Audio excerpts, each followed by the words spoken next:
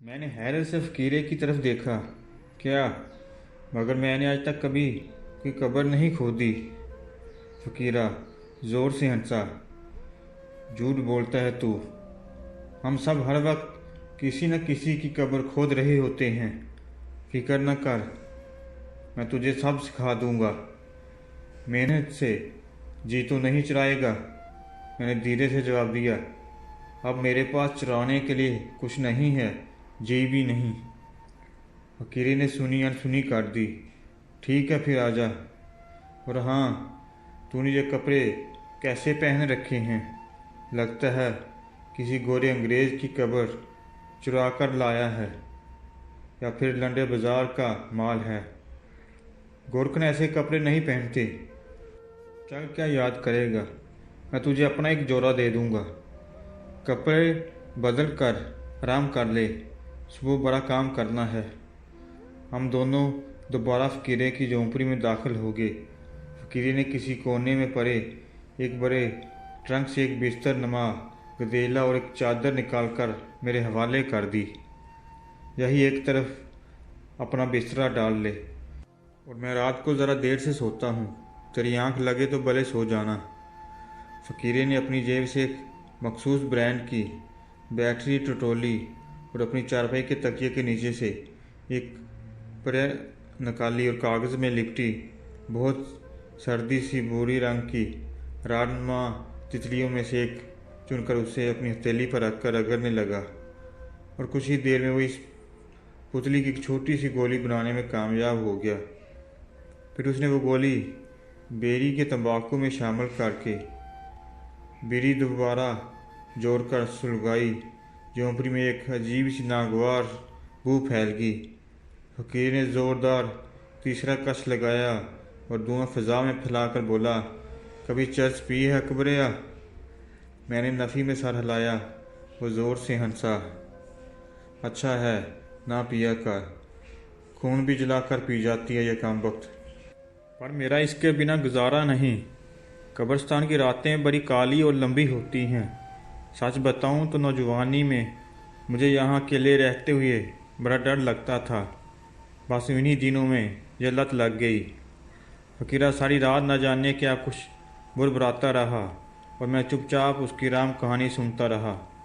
शायद उसे बहुत दिनों के बाद कोई सुनाने वाला मिला था। फिर न जाने रात के किस पहर उसकी आंख लग गई। जब तक वो बोलता रहा मेरा ध्यान बटा रहा, मगर खामोशी होते ही मेरे अंदर छुपे कि असेब और अफरीत मुझे सालम निगलने के लिए अंधेरे में मेरे सामने आ खड़े हुए। मुझे घर छोड़े हुए महीना भर होने को आया था। अब तक तो उन्होंने थक हार कर मेरी खोज ख़त्म कर दी होगी। वहाँ न्यूयॉर्क में आईनी के तमाम टेस्ट हो चुके होंगे और शायद आजकल में उसका ऑपरेशन भी होने वाला होगा। वो मुझे ऐन वक्त पर वहाँ ना पाकर कितनी मायूस हुई होगी, मगर ये मायूसी यकीनन इस मायूसी से कहीं कम होगी जो आंखें मिलाने के बाद उसे मुझे देखकर होती। अदनान ने ज़रूर उसे समझाया बुझाकर ऑपरेशन पर राज़ी कर लिया होगा। कितनी खुश होगी वो जब पहली बार सालों बाद इस दुनिया के रंगों को अपनी खूबसूरत आँखों से देखेगी। सारी रात बाहर कब्रिस्तान के वीराने से गीदड़ और कुत्तों के भौंकने की आवाज़ें आती रही और फकीरा बेसद पराखराटे लेता रहा। वहाँ मेरे आसपास सभी तो सो रहे थे, कुछ अपनी अपनी कब्रों में और फकीरा अपनी चारपाई पर। बस एक मैं ही था जिसे नींद नहीं आ रही थी। सुबह हुई तो फकीरा अपने औजार उठाकर मेरे साथ कुटिया से बाहर निकल आया। उसने आसपास फिरकर नई कब्र के लिए जगह मुंतखब की और फिर किसी बुरे गिद्ध की तरह कब्रिस्तान के दाखिली दरवाजे पर नज़रें जमा कर बैठ गया। घंटे भर बाद ही कुछ गमज़दा से लोग कब्रिस्तान में दाखिल हुए और फकीरे को नई कब्र का बयाना पकड़ा गए। फकीरे ने उनके जाते खुशी से नारा लगाया, वाह भाई अकबरिया, तू तो मेरे लिए बड़ा खुशबख्त साबित हुआ है। पता है, 2 दिन से फारिग बैठा था मैं, कोई मरकर ही नहीं दे रहा था सारी बस्ती में। चला आजा, शाबाश, हमें घंटे भर में कब्र तैयार करनी होगी। वो लोग दोपहर की नमाज के बाद आ जाएंगे। मैं किसी मामूल की तरह काम में जुट गया। फकीर अपने काम का माहिर था। जल्दी ही इसने 6 फीट गहरी कब्र खोदकर मगरब की जानब लहद तैयार कर ली। साथ साथ वो मुझसे मिट्टी हटवाता जाता और कब्र की तैयारी के अजमूद नुस्खे भी बताता जा रहा था। मेरा जिस्म पसीने से शराबूर हो चुका था। मैंने दुबई के इब्तदाई अयाम में इसे कहीं ज़्यादा सख्त मजदूरी की थी, मगर दरमियानी अरसे में मशक्क़त की आदत मुझसे छूट गई थी। लेकिन मैं फ़कीरे के साथ जुटा रहा। मैं खुद को इस कदर थका देना चाहता था कि मेरे जिस्म की टूटती रगों से मेरा माजी की यादें समेत मेरी जान भी कतरा कतरा बहक कर निकल जाए। ज़ोहर की नमाज के बाद जनाजा आ गया। महरूम के वारिस ने रोते धोते अफसरदा और सोगवार माहौल में लाश को कब्र में उतारा और साहब ने मिट्टी डालने का फरीज़ा सार अंजाम दिया। फ़कीरा इस तमाम अरसे में एक जानब लातल्लक सा बैठा बेरियाँ फूंकता रहा, मगर ये रात वाली ख़ास बीरी नहीं थी। मैं भी इसके करीब जाकर बैठ गया। फ़कीर ने मुझे कोहनी मारी, अभी देखना कुछ देर में इन रोने धोने वालों में से सिगरेट पीने वाले धीरे धीरे एक जानब सिरकना शुरू हो जाएंगे और एक दो की टोलियों में खड़े होकर सिगरेट बेरी फूंकेंगे और अपने कारोबार की बातें शुरू कर देंगे। और फिर कुछ देर में वाकई ऐसा ही हुआ। मैंने हैरत से फ़कीरे की तरफ देखा। वो मुस्कुराया। सालों से देख रहा हूँ ये ड्रामा। सिगरेट ऐसी बला है जो मौत भी बुला देती है। और तुझे अब क्या बताऊँ अकबरिया, मैंने तो यहाँ जनाजे पर भी नशे में धुत लोगों को आते देखा है। कम वक्त कहीं बैठे पी रहे होते हैं कि किसी अपने की मौत का पैगाम आ जाता है। बागे दौरे कब्रिस्तान तो पहुँच जाते हैं आखिरी मुंह दिखाई के लिए, मगर कदम ज़मीन पर नहीं पड़ते ठीक तरह। मैंने फ़कीरे के हाथ में पकड़ी बीड़ी गौर से देखी। तुम भी तो सारा दिन ये धुआं अंदर उंडालते रहते हो। मैंने सुना है इससे कैंसर हो जाता है। फ़कीरे ने बड़ी मुश्किल से अपनी हंसी पर काबू पाया। तू भी इन जाहलों की बातों पर यकीन करता है अकबर? मेरी उम्र 60 साल से ऊपर की है। 15 साल की उम्र में मैंने पहला कश लगाया था।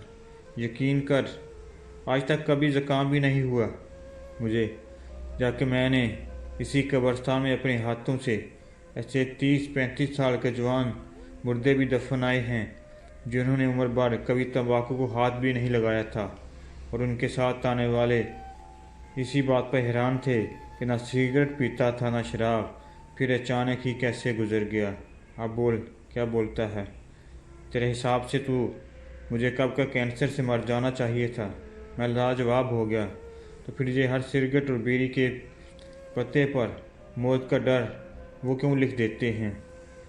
फ़कीर ने दबा दबा सा कहका लगाया ताकि उसकी आवाज़ कब्र पर मिट्टी डालते वर्षा तक न पहुँचे। मुझे तो ये भी कुछ बड़ों की दुकानदारी लगती है अकबरिया। यह क्या बात हुई भला? जहर तो फिर बेचते क्यों हैं खुले बाज़ार में?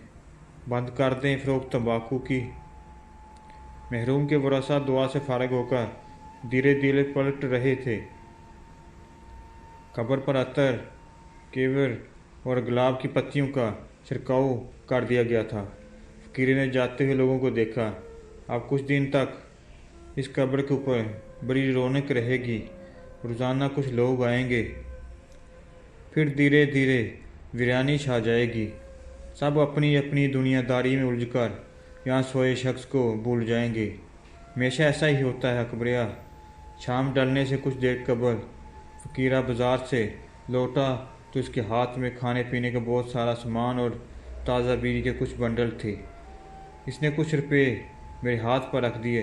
ये ले, ये तेरी मजदूरी का हिस्सा है। आधे पैसों का मैं सामान ले आया हूँ।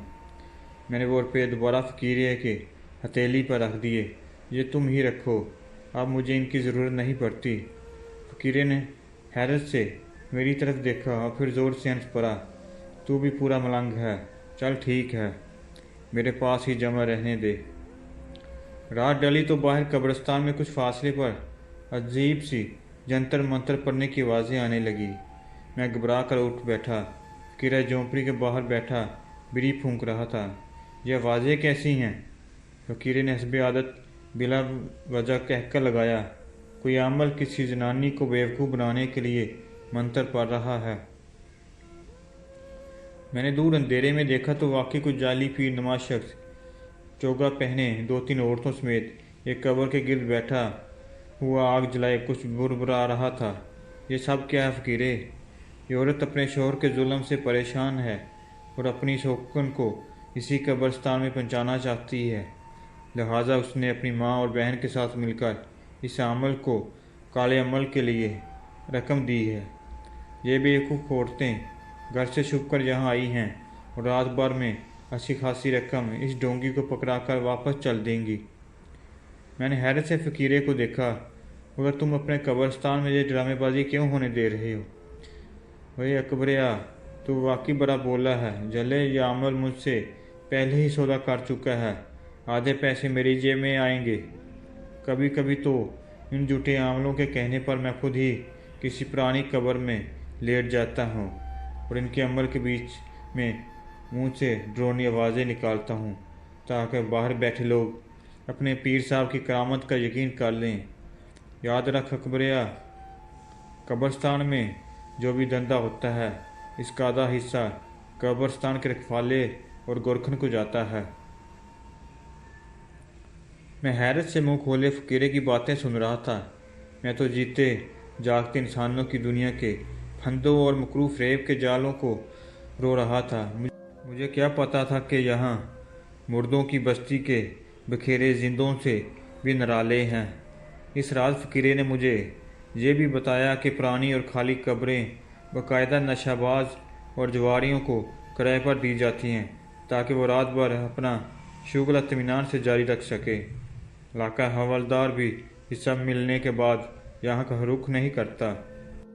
जाली आमल और पीर अपने नए ग्राहकों पर असर और रोक डालने के लिए पहली मुलाकात में ही उन्हें अपने डेरे से सीधा फकीरे के कब्रस्तान भेज देते हैं कि जाकर फ़लाँ कब्रस्तान की फ़लाँ कब्र के सराहने खुदाई करो।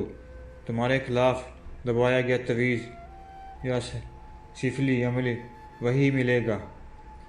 ज़रूरतमंद बेचारा बागा बागा कब्रस्तान आता है जहाँ फकीरा पहले से किसी का काली मुर्गी का सर, सड़े हुए अंडे या किसी बकरे की सिरी दबा चुका होता है। साहिल अपने आमिल की करामत का पूर्ण नज़ारा देखकर अपनी उम्र भर की पूंजी आमिल पर लुटा देता है और फ़कीरे का हिस्सा उससे मिल जाता है। मैं दिन भर बैठा हैरत से फ़कीरे की बातें सुनता रहा। रजाए जहाँ दिगर का मतलब मुझे अब समझ आ रहा था। मेरा दिन तो इन सब रोज़मर्रा की मुसीबत में गुजर जाता था और मैं खुद को शदीद हद तक थकाने के लिए फ़कीरे के हिस्से का काम भी खुद करने लगा था, मगर रात काटे नहीं करती थी। अचानक ही किसी पहर वो मेरी आँख के दरीचे खोलकर मेरे दिल के आंगन में आकर बैठ जाती। मैं लाख खुद को छुपाता, अपनी आंखें मीच लेता, मगर वो मुझसे हम कलाम रहती। मुझे अपने शब रोज़ बताती। मेरी कराहत उंगलियों और कुडल और बेल चलाने से खुद और खुरदरे छाले बड़े हाथों अपनी आंखों से लगाती और मुझसे शिकवा करती कि मैं उसे तन्हा छोड़कर क्यों चला गया हूँ। फिर मैं घबरा कर उठ बैठता और झोंपड़ी से बाहर निकलकर सारी रात तारे गिनता रहता। एक ही ऐसी रात फ़कीरा भी मेरी आहट पर बाहर आ गया। क्या बात है अकबरिया, तू सोता क्यों नहीं है? कोई परेशानी है तो मुझे बता। जवान जहाँ बंदा है तू, कहीं कोई इश्क विश्क तो नहीं हो गया तुझे? मैं मुस्कुरा दिया। क्यों? क्या वो सारे जो रातों को जागते हैं उन सबको इश्क की बीमारी होती है क्या? फ़कीरा भी हंस पड़ा। हाँ, अपना तजर्बा तो यही कहता है कि जवानी के ये रुत जागे इश्क का नतीजा होते हैं। तू शादी क्यों नहीं कर लेता? कब तक यूँ अकेला दर बदर खुआर होता रहेगा? और अगर यही सवाल मैं तुमसे पूछूं कि तुमने अब तक शादी क्यों नहीं की फ़कीरे, तो फिर फ़कीरे ने एक लंबी सी सर्द आह भरी। अरे नहीं यार, ये जनानियाँ बड़ी मतलबी होती हैं, इनसे बंदा दूर ही रहे तो अच्छा है। मैंने दुनिया में आज तक जितने मसले देखे हैं वो इन्हीं की वजह से हैं। अच्छा खासा मर्द इनके चक्कर में न दीन का रहता है न दुनिया का। मैंने गौर से अफसरदा फ़कीरे को देखा। फिर तो मेरा शक 16 आने सच है कि तुमने भी कभी किसी से भरपूर इश्क किया फ़कीरे, वरना यूं कमज़ादा ना बैठे होते। फ़कीरे ने ताज़ा बीड़ी सुलगाई। क्यों दिल कुशोरी करता है अकबरिया? हाँ, थी जवानी में कोई, यही कब्रिस्तान में मुलाकात हुई थी। जवानी में ही बेवा होगी थी। मैंने इस पर बड़ा खर्चा किया, हर मुश्किल वक्त में सहारा दिया, पर जैसे ही उसे मुझसे बेहतर बंदा मिला, 2 बोल निकाह के परवाह कर जाने कहाँ चली गई। पलट कर पूछा भी नहीं मुझसे। बस उसी दिन मेरा इन औरतों पर से एतबार उठ गया है। मेरी बात कान खोल कर सुन ले अकबरिया, ये जनानियाँ किसी की नहीं होती, कभी इनके चक्कर में न पड़ना। मैं उसे क्या बताता कि यह वारदात मुझ पर जाने कितनी मर्तबा बीत चुकी है। अगली रात दूर किसी कब्र के सराने रोने की आवाज़ें आने लगी। अगरचे मैं इन बातों का बहुत हद तक आदी हो चुका था, मगर आवाज़ में इतना दर्द था कि मुझसे रहा नहीं गया। मैं कुटिया से बाहर निकलने लगा तो फ़कीर ने मुझे आवाज़ देकर रोक लिया। बाहर ना जा अकबरिया, कुछ दिखारी कब्र पर चिल्ले काटने आई है औलाद के लिए। मैंने हैरत से फ़कीरे को देखा, मगर कब्र पर चिल्ला काटने से बेऔलादी कैसे दूर हो सकती है? फ़कीर ने झुंझला कर कहा, तू समझता क्यों नहीं है? ये सारे कमज़ोर अकीदे के लोग हैं।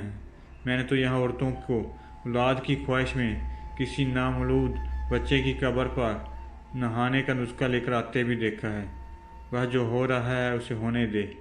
हम उनको यहाँ आने से रोकेंगे तो किसी और कब्रिस्तान में चले जाएंगे। तो चुप कर सो जा। मैंने सर ज़मीन पर टिके लिया, मगर मेरा ध्यान अभी बाहर था। फ़कीरे, क्या तुमने कभी कोई अच्छी बात नहीं देखी इसी कब्रिस्तान में? हाँ, बिल्कुल देखी है। एक बार किसी अल्लाह वाले को दफना गए थे लोग यहाँ। पूरे 40 दिन इस कब्र से ताज़ा गुलाब की खुशबू आती रही, और कभी कभी तो रात के अंधेरे में मुझे वो कब्र भी नूरानी महसूस होती थी, जैसे रोशनी निकल रही हो अंदर से। अलबत्ता गुनहगारों की कब्र से अजाब की आवाज़ें भी सुनाई दे दी जाती। कभी कभार देखा कब्र में जाने के बाद बंदे का राब्ता डायरेक्ट उसके रब के साथ हो जाता है।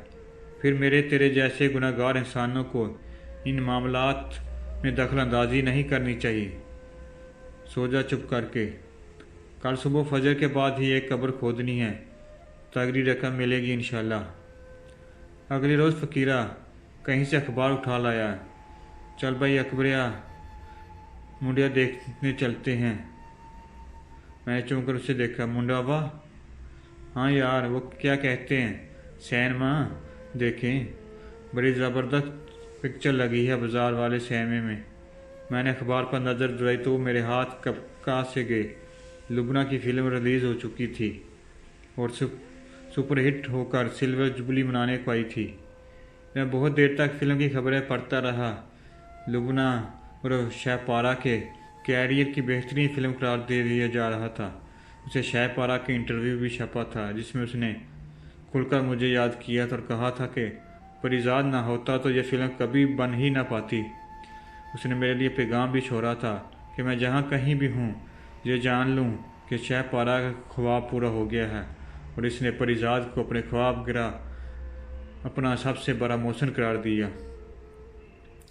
मैं एकदम बहुत उदास हो गया। मैंने फ़कीरे को अकेले फ़िल्म देखने के लिए भेज दिया। फ़िल्में वो लोग देखते हैं जो ख्वाब देखना जानते हैं। वो अपने किसी ख्वाब को सिनेमा के पर्दे पर जीता जागता देखना चाहते हैं, मगर मेरा तो कोई ख्वाब ही नहीं बचा था। सब सपने टूटकर रेज़ा रेज़ा हो चुके थे। मैं भला अब इस काबिल ही कहाँ था कि कोई ख्वाब देख सकता। फ़कीरे के जाने के बाद मैंने सारी अखबार को दोबारा गौर से देखा। मुझे घर छोड़े हुए 6 माह से ज़्यादा हो चुके थे, मगर अखबार को देखकर लगता था जैसे कल की बात हो। वही बिजनेस और कारोबारी खबरें, वही झगड़े फसाद की बातें, वही शादी ब्याह तकरीबात, वही दुनिया फतेह कर लेने के दावे। कुछ भी तो नहीं बदला था। हम इंसान कितने बोले होते हैं, जो ये सोच लिए बैठे होते हैं कि हमारे जाते ही सब कुछ रुक जाएगा या बदल जाएगा, मगर कुछ नहीं रुकता, कुछ नहीं बदलता, सब कुछ वैसा ही रहता है। बस हम नहीं होते, गोया हमारा होना या ना होना सब बराबर है। तो फिर इस ना होने के बराबर होने का इतना गम क्यों, इतना घमंड किस लिए? मुझे फिर इस दुश्मन जान का ख्याल सताने लगा। अब तक तो इसकी बिनाई वापस आ चुकी होगी, जाने वो वापस आने के बाद मुझे याद भी करती होगी कि नहीं। मैं आते वक्त दफ्तर और घर से अपनी हर मुमकिन तस्वीर जलाकर वहाँ से निकला था, ताकि जब कभी आईनी वापस आए तो उसे मेरी कोई भी मूर्त दिखाई न दे जाए। वैसे भी मैं शुरू से ही तस्वीर खिंचवाने से गुरेज करता था। वो एक बार तो ज़रूर मेरे घर या दफ्तर आई होगी, उसकी आंखों ने मुझे भी वहाँ खोजा भी ज़रूर होगा। कैसी दिखती होगी इसकी वो खोजती हुई आँखें। उसकी नाज़रीन ने मेरे दफ्तर और घर के नरम कलीन पर अपने नाजुक कदम रखते हुए मेरी ज़ेरे इस्तेमाल चीज़ों को छुआ भी ज़रूर होगा।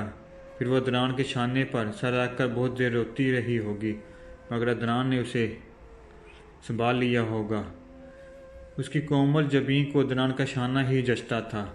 मेरी इस बेवक्त ज़िंदगी के लिए तो बस इतना ही काफ़ी था कि मैं किसी तौर उसकी यादों में ज़िंदा रहूं। मैं तुम्हारे ही दम से ज़िंदा हूँ, मर ही जाऊँ जो तुमसे फुर्सत हो। मगर मुझे जैसे कम नसीबों को मरने की फुर्सत भी कहाँ मैसर थी। दिन हफ्ते महीनों में बदलते गए।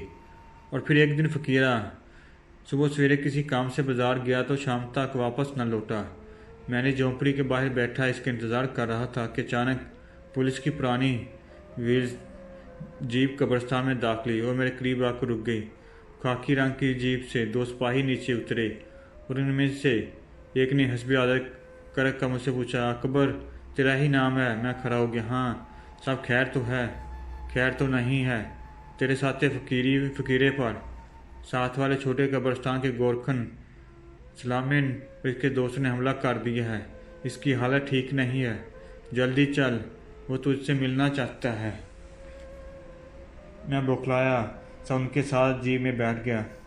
गाड़ी चल पड़ी। पुलिस वालों की आपस में बातचीत से मुझे पता चला कि इन दोनों के बहुत पुरानी टसल चल रही थी कि कब्रिस्तान की हदबंदी पर राज फ़कीरा सलामे और उसके साथियों के हत्थे चढ़ ही गया। हम अस्पताल पहुंचे तो फ़कीरा आखिरी सांस ले रहा था। उसने मेरा हाथ थाम लिया। देख ले अकबरिया, कब्रिस्तान के धंधे ने कब्र तक पहुंचा दिया, पर तू ऐसी गलती न करी। बंदा जितनी भी हदें बंद कर ले, उसकी आखिरी हद उसकी कब्र ही होती है। फ़कीरा धीरे धीरे फिर से गुमनामी में चला गया और फिर दोबारा कभी होश की दुनिया में वापस नहीं आया। सलामा और उसके साथी कातिल उम्द के जुर्म में पकड़े गए और सरकारी वकील ने अदालत के ज़रिए सूली तक पहुँचाने का पूरा बंदोबस्त कर लिया। फ़कीरे को उसी की जागीर कब्रिस्तान की एक छोटी सी कब्र में उतार दिया गया। मेरा जी उच्च हो गया और फ़कीरे के 40 के बाद मैंने अपनी पोटली उठाई और स्टेशन से पहली गाड़ी पकड़ ली। फिर से वही सफ़र और वही अनजान रास्ते, मगर मेरी हालत दिन ब दिन अबतर होती जा रही थी। जाड़े का असर था या फिर मुसलसल बरसात का, मगर मेरा बदन तपने लगा और फिर शायद तेज़ बुखार ने मुझे आ घेरा। मजबूरन मुझे एक छोटे से वीरान स्टेशन पर उतरना पड़ा। फ़कीरा मुझे मलंग कहकर छेड़ता था, मगर अब मेरा हुलिया और मेरी ज़ाहरी हालत वाकई किसी मलंग से भी बदतर थी। रात डल रही थी और स्टेशन वीरान पड़ा हुआ था। मुझे शदीद सर्दी लग रही थी, लिहाजा मैंने अपनी पुरानी चादर की बुक्कल मार खुद को अच्छी तरह लपेट लिया। दूर चाय के ठेले पर गर्म गर्म चाय बन रही थी। ठेले पर बदनमाज सी लिखाई में लिखा हुआ था, खानू की चाय, हर गम भगाए। ठेले वाले ने मुझे ठठराते हुए देखा तो एक कप चाय लेकर मेरे करीब आ गए। चाय पियोगे? मैंने इनकार किया, नहीं, मुझे मतलब तलब नहीं। ठेले वाले ने हैरत से मेरी तरफ देखा। अजीब बकारी हो भाई, मैं खुद अपनी मर्जी से दे रहा हूँ, तुझसे पैसे नहीं मांग रहा खानू। मैंने गुस्से से उसकी तरफ देखा। बेकारी? हाँ ठीक कहा तूने, मैं बेकारी ही हूँ, بہت بھیک مانگی ہے میں نے ساری زندگی، پر کچھ نہیں ملا، اب کچھ چاہیے بھی نہیں۔ جاؤ، مجھے تنگ مت کرو۔ خانو جان نے میری ڈانٹ کو کیا سمجھا کہ اس کا لہجہ ایک دم عاجزانہ ہو گیا۔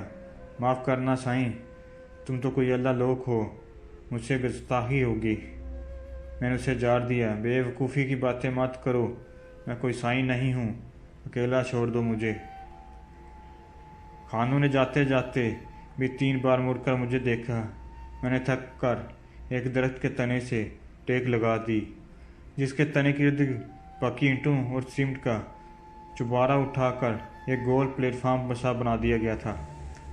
پھر مجھے پتہ ہی نہیں چلا کہ میں کب مکمل بے سدھ ہو کر ہوش و حواس سے بیگانہ ہو گیا، اور پھر جب میری آنکھ کھلی تو سورج کی تیز کرنوں نے میری آنکھیں چندیائی دی۔ میرے ارد گرد لوگوں کی بھیڑ اکٹھی تھی، وہ سب آپس میں نہ جانے کیا سرگوشیاں کر رہے تھے۔ مجھے ہوش میں آتا دیکھ کر خانو نے سب کو ڈان کر ایک طرف سمیٹا۔ چلو بابا، کیا بھیڑ لگا رکھی ہے؟ جوگی بابا کو ہوش آ گیا ہے، شاید لمبے مراقبے میں چلے گئے تھے۔ میں نے چونک کر آس پاس کھڑے لوگوں کو دیکھا تو میری آنکھیں حیرت سے پھیلتی چلی گئی۔